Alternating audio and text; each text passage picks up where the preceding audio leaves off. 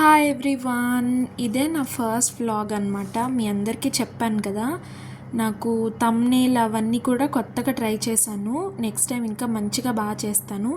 ఈరోజు వచ్చేసి ఏంటంటే రెసిపీస్ చాలా సింపుల్ అండ్ టేస్టీ. ఎవరైతే బిగినర్స్ ఉన్నారో వాళ్ళ కోసం సింపుల్ చికెన్ కర్రీ నాటుకోడితో, ఇంకా కొబ్బరి అన్నం అనమాట. కొబ్బరి అన్నం అంటే ఆల్మోస్ట్ చాలామందికి తెలుసు.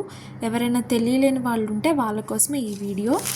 ప్రాసెస్ స్టార్ట్ చేసేస్తే ఫస్ట్ ఆయిల్ వేసుకొని ఆనియన్స్, పచ్చిమిర్చి, జీలకర్ర, లవంగాలు వేసుకొని కరివేపాకు, పసుపు, సాల్ట్ వేసుకొని 5 minutes గోల్డెన్ షేడ్ వచ్చేంత వరకు వేయించుకోవాలి.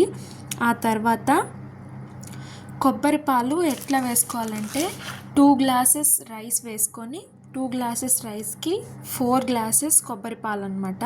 అది మెజర్మెంట్. అదే 1 glass రైస్ అయితే 2 glasses కొబ్బరి పాలు అలా వేసుకొని అంతే. ఇంకా సాల్ట్ అవన్నీ అడ్జస్ట్ చేసుకొని పెట్టేసుకుని స్లోగా కుక్ చేసుకుంటే అదే అయిపోతుంది. ఫ్లేమ్ని అడ్జస్ట్ చేసుకుంటూ ఉండాలి.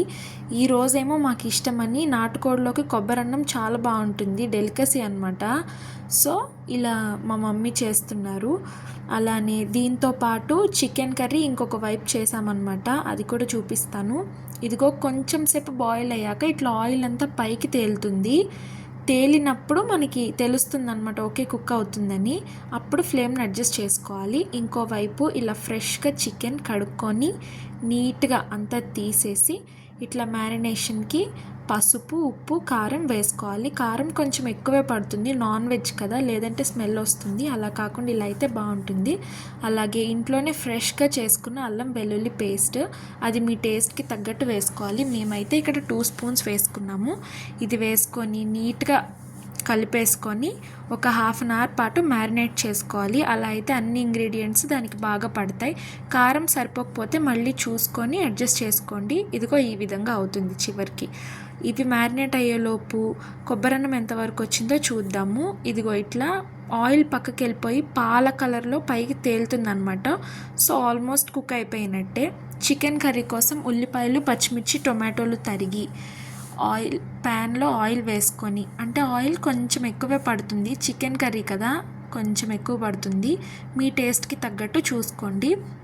ఉల్లిపాయలు, పచ్చిమిర్చి, టొమాటో ముక్కలు వేసుకొని సాల్ట్, పసుపు వేసుకొని ఫస్ట్ సాల్ట్ వేస్తే ఏంటంటే త్వరగా కుక్ అవుతాయి. ఈ లోపు అవి కుక్ అవుతూ ఉంటుంది. ఇదిగోండి అయిపోయింది మన కొబ్బరి అన్నం. ఇంకోవైపు దానిలో అవి వేసుకొని కలిపేసుకొని ఒక 5 to 10 minutes అట్లా వేయించుకోవాలి.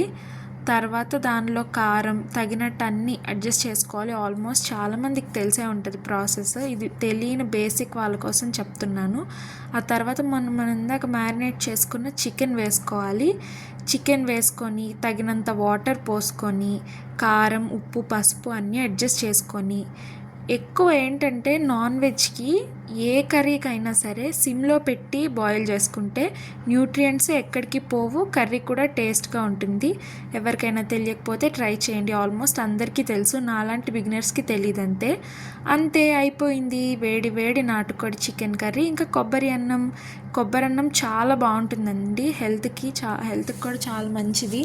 ఆల్మోస్ట్ మేమైతే ఇంటి దగ్గర ఎప్పుడు అదే చేసుకుంటాం. బిర్యానీ కూడా చేసుకుంటాం అనుకోండి.